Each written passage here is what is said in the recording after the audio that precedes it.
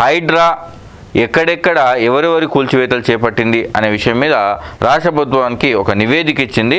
అదొకసారి చూద్దాం.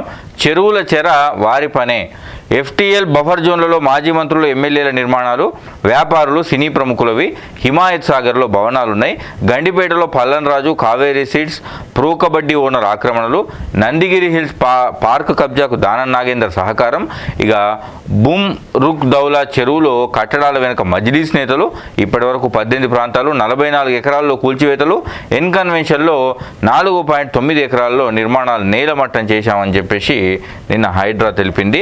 ఇక మరోవైపు నాగార్జున మాత్రం తాను ఒక్క సెంటు కూడా ఆక్రమించలేదని ఆయన చెప్పుకునే ప్రయత్నం చేస్తున్నాడు. ఎందుకంటే ఈ మొత్తం వ్యవహారంలో నాగార్జున విలన్ అయిపోయాడు.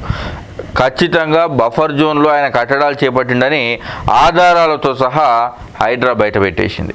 ఎక్కడెక్కడ కబ్జా చేసిండు, ఎఫ్టీఎల్ పరిధిలో ఎంత ఉంది, బఫర్ జోన్ పరిధిలో ఉంది, మొత్తం ఆయన ఎంత ల్యాండ్ను కబ్జా చేసిండో హైడ్రా ఆధారాలతో సహా బయట పెట్టింది. దీంతో ఇక నాగార్జునకి ఏం చేయాలో అర్థం కాలేదు. తాను ఒక కబ్జా కోరుగా ముద్రపడ్డాడు.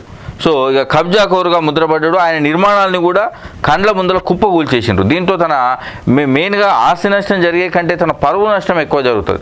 సో అందుకనే బయటకు వచ్చి లేదు నేను ఒక్క సెంటు కూడా దాంట్లో ఆక్రమించలేదని ఇక దాన్ని బొంకే ప్రయత్నం చేస్తున్నారు. కానీ మరి ప్రజలు దాన్ని నమ్మే పరిస్థితులు అయితే లేరు. ఇది ఇక హైడ్రాకు సంబంధించిన వ్యవహారం.